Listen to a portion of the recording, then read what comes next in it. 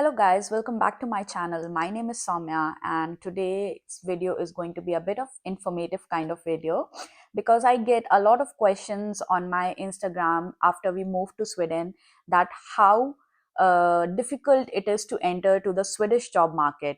So yeah, in my opinion, it is difficult to enter the Swedish job market, and seeing the current market scenario, it's not that easy task at all, I tell you. So there are few government agencies which help you to land an internship here in Sweden, but they have their own eligibility criteria. So we will be discussing it one by one today. And before going into that, I will just briefly tell you my introduction, that how I got the internship and also what is my profession and how long it took me to get the first internship here. So I'm a data analyst by profession and I'm having a 4+ years of experience. I was working in Melbourne previously, and I worked in Melbourne for around 1 year and in India for 3 years. After working in Melbourne, I moved to Sweden this March. So it was a difficult task for me to get a job here and to enter into the job market, because I was applying for different positions, like not for different positions, I was applying for my positions actually, but the response was not that overwhelming, I tell you. And whenever you like send resumes or easy apply on LinkedIn, these things were not working for me, even though having a 8 years friendly resume and things like that. I even got an interview call. I gave few of the interviews, but none of them worked for me.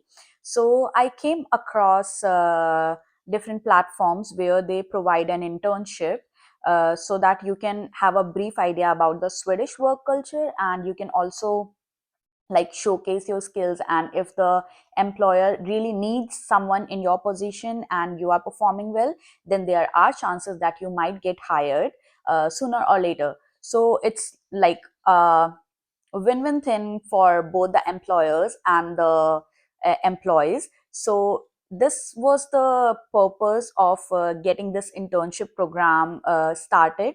So I will let you know in a short while that how you can apply for the internship program, and before applying for the internship program, what else is required. So yeah, without wasting any further time, let's get started. So I recently got an internship at PIAP Group, and it's been a month. And I feel like it's a great thing for me at this moment, because after getting so many rejections from different companies while submitting my resume, so I was quite disheartened, but I never lost my hopes, and I was still trying.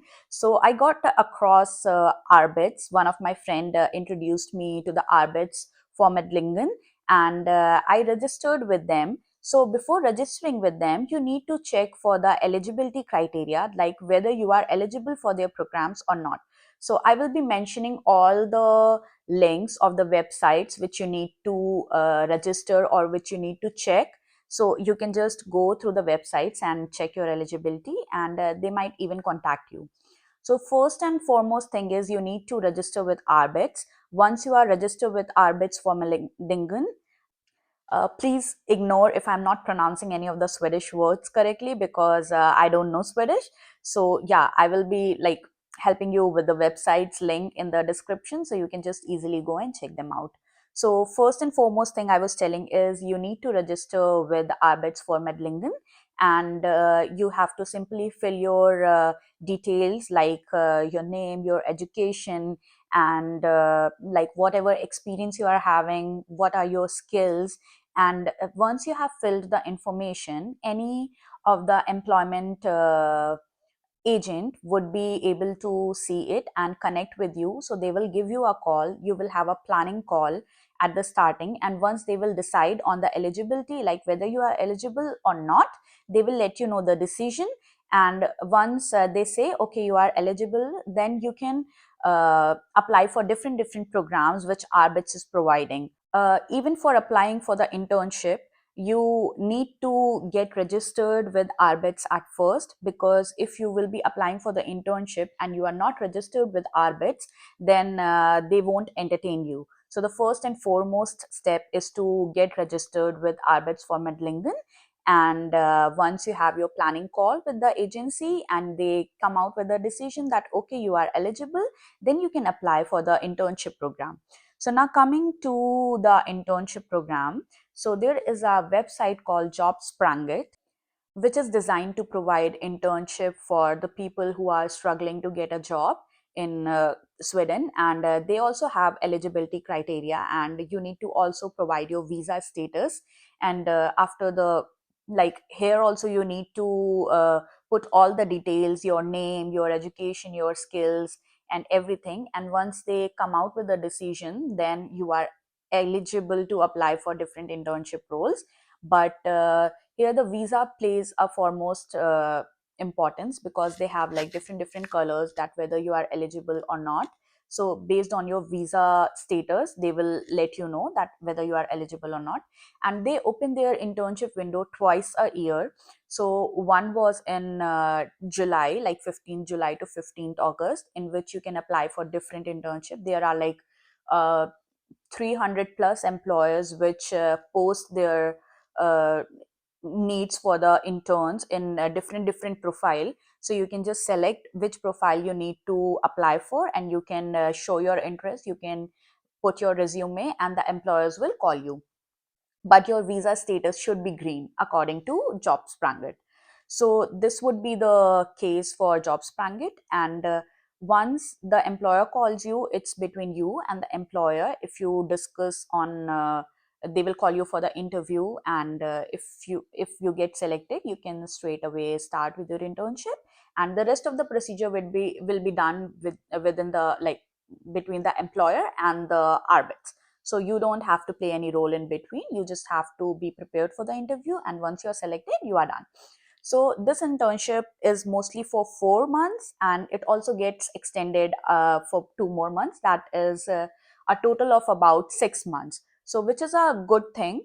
And after joining this internship, I'm getting a bit familiar with the Swedish work culture, because working in a company is different, and adjusting in a particular culture, like getting into the culture and talking to people, communicating properly. So these are things which matter the most here. So if your communication skills are weak, I would suggest that you should start practicing communication, like practicing to communicate with people very easily, because this is the foremost thing which they look for in the interview. So if you are good in communication and if you have skills, then it's a good sign for you. This round is already closed for the internship, but the next round will be opening around December and January. So you can enroll for the next round, and you can start like arranging your documents, apply to arbits, check your eligibility. These are the like steps, and it takes some times because everything is linked to your bank ID. And if you are here in Sweden, you must be knowing about bank ID. If you are not, then you can definitely skip this video, because if you are in Sweden, then only you can apply to these websites, then you can only apply to the internship programs. But you have to be in Sweden to do this whole process. One more thing I would like to add on, once you are doing the internship, so you are not getting paid by the employer, but you can apply for the activity compensation through Arbits, and they will guide you like how to apply for activity compensation, and they will provide you some lump sum amount, so that like you can have your coffee or lunches, whatever you want. And it's a pretty decent amount. It's not that much, but it's like okay for internship.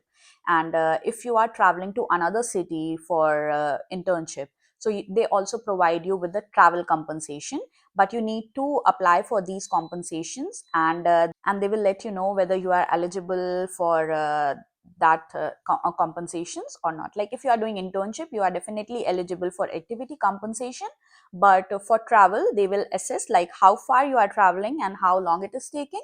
So they will send a result that whether you are eligible for travel compensation or not. Because for me, I am eligible because I'm living in Uppsala, and I'm traveling to Stockholm for my internship.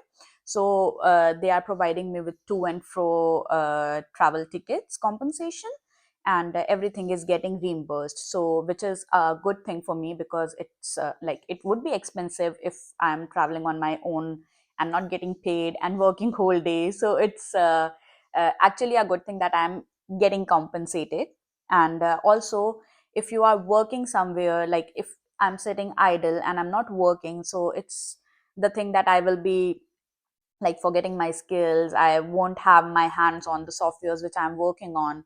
So at least I'm like in touch with my softwares, with my skills, and I can also update on my resume that I'm working in a Swedish company as an intern. So it increases your chances to get hired. So not maybe not in that company, but maybe some other company. Okay, they see that you have experience, like you are an experienced candidate, and you have experience working in a Swedish company, so your chances to get hired gets higher. So yeah, I think that that's it for this video. And if you have any questions related to how to land on an internship, or what all I did like to get this internship, any other questions related to this particular video, you can just simply drop down in comments and I will answer you.